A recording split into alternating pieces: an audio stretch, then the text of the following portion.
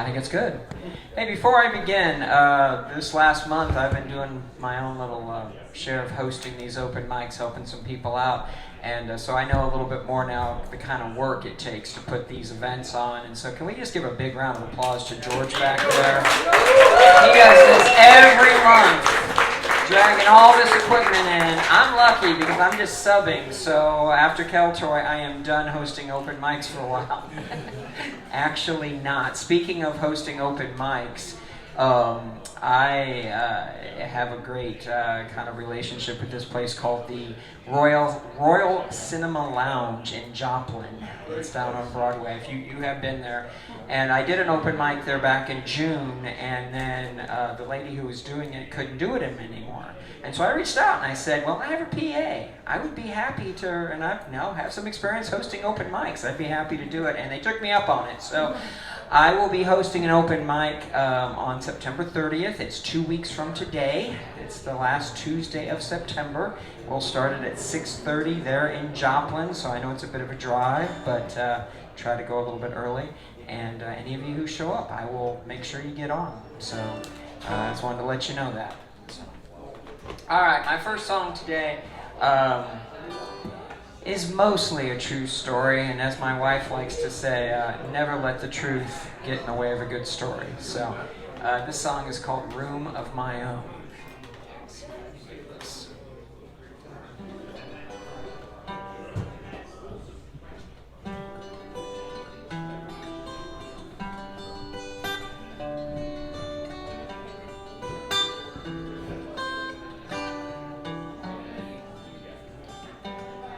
When I was just a boy, I had a room of my own, and it brought me considerable joy.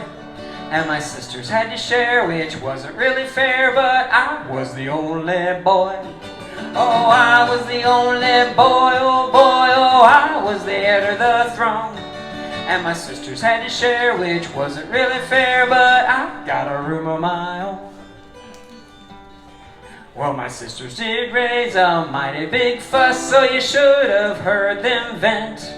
And they made a good case that my one and only place was down in the unfinished basement, between the furnace and the water heater. That way I'd stay real warm. Thanks, girls, but I am the only boy, oh boy, oh, I am the heir to the throne. And my sisters had to share, which wasn't really fair, but I got a room of my own. Now when I was just a teen, oh, I was really seen. I was moody and kept to myself. Oh, I spent time with friends who liked to pretend that my room belonged to them as well. Are you ever gonna go home? No, I'm not gonna ask my parents to adopt you, 'cause I am the only boy, oh boy, oh, I am the heir to the throne. And my sisters had to share, which wasn't really fair, but I got a room of my own. And this is where things take a dark turn. One day I graduated off to college, I went secure in my rightful place, till my parents tore down the wall between their bedroom and mine. They said that they needed the space. You did what? You tore down the wall? But why? You wanted a bigger bedroom? But why? 'Cause you wanted a bigger bed? A water bed? That's enough. I don't need to hear any more, Mom and Dad. It's all right. Too much information. Well, I was the only boy, oh boy, oh, I was the heir to the throne, until I got the call that a wall did fall, and I lost that room of my own. Well, my parents did offer me my sister's old room with the chintz and the floral prints, but I opted instead of those Barbie bunk beds for a cot in the unfinished basement, between the furnace and the water heater. I was toasty. Oh, my parents were impossible to live with after that, 'cause no matter what I did say, Well, they just replied that perhaps if I tried, I could get a job and move away. Oh, fine. I'll move out. I'll go live out on the street. Yeah. Will you be happy then? When I die of exposure? Or I take up the banjo? Well, the moral to this story is you don't always get to reap what you never did sow. And youth will fade and parents will betray the promise of a room of your own.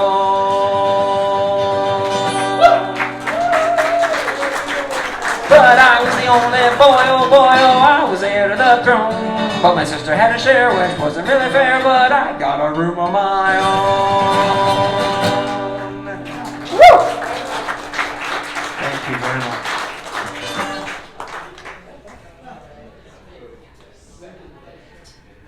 So I'm an old English teacher, and one of the central rules of being an English teacher, especially in high school, is you tell your kids, cite your sources.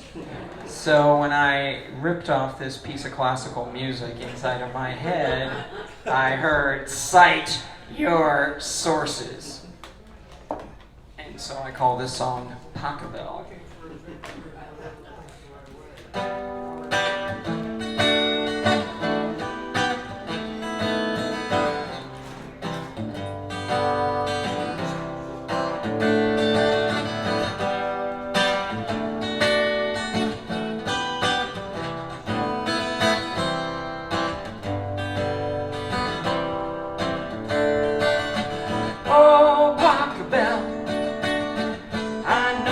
Song so well, those majestic swells of your canon in D. A bride walks down the aisle, your song singing all the while never fails to bring a smile and make some people happy. I wanna write a song where everyone will sing along. Oh, maybe then they remember me.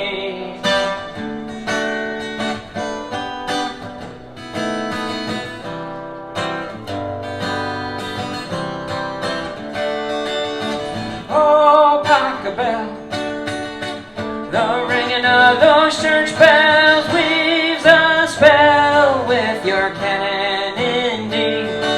But I'm just a guy, I'm not in quite so high. I just want to write a simple melody. Oh, maybe a song where everyone will sing along. Oh, maybe then they remember me.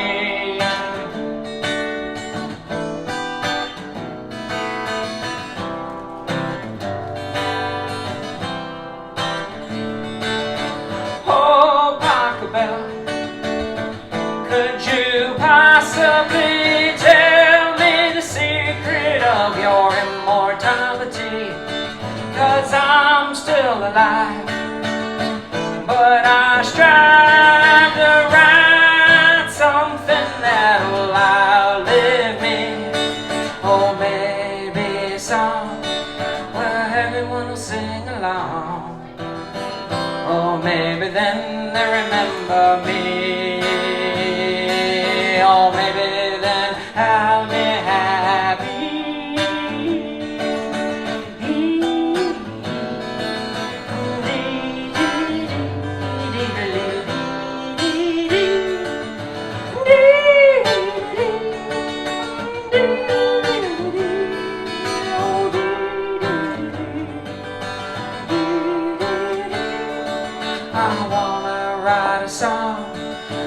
Everyone will sing along.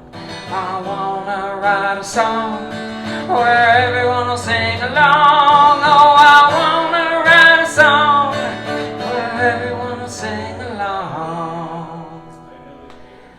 And I'd have my own canon in D.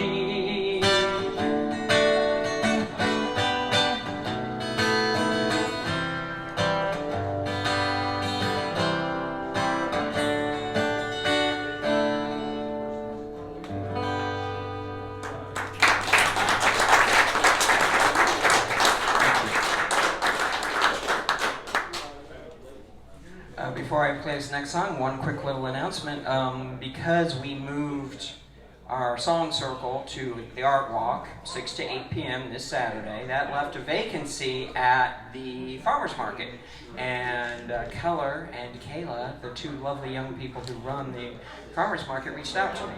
And they're paying me to play 2 hours. So I'm going to play my whole solo gig at the Art Market, solo 9 to 11. So if any of you happen to be wanting to buy some fresh produce or maybe a nice candle or two, please come on down and listen to a song or two. We'd love to see you out there. So, all right, this last song is one that I've been playing quite a bit because I'm trying to get ready. I wrote this for my son's wedding. He gets married October the 4th, and I just want to get it as good as I can get it because, well, you guys make me a little nervous. I have a feeling my son's going to make me a whole lot more nervous. That's going to be nerve-wracking. But anyways, this song is called Perfectly Perfect Love. It goes like this.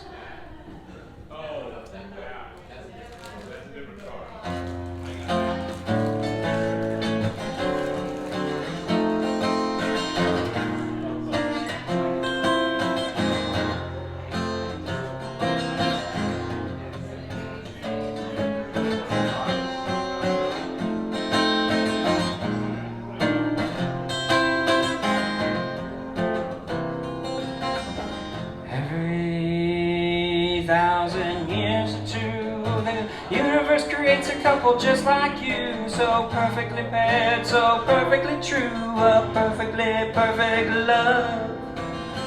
People see it in your eyes when you look at each other and then you sigh, and you stand so close together, my oh my, it's a perfectly perfect love. The stars align in your bliss, a perfect constellation in every kiss, a perfect planetary pattern, a perfect eclipse, a perfectly perfect love, love. Some call it fate, some call it destiny, I just call it perfect synchronicity when two people match so perfectly, a perfectly perfect love. And all the years there have been so few that are good together like the two of you. So be good to each other and you will accrue a perfectly perfect love.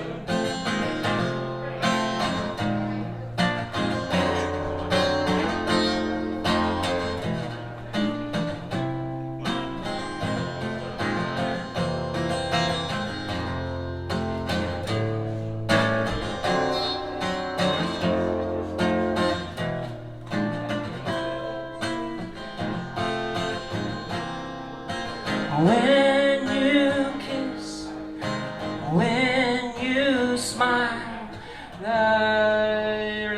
your radiance can be felt for a million miles.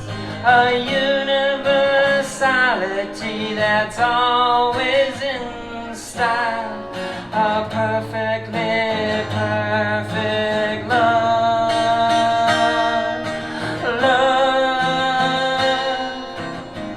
Every 1,000 years or two, the universe creates a couple just like you, so perfectly paired, so perfectly true, a perfectly perfect love.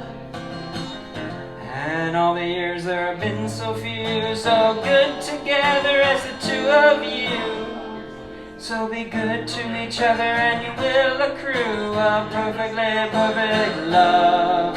Be good to each other and you will accrue a perfectly perfect love. Be good to each other and you will accrue a perfectly perfect love.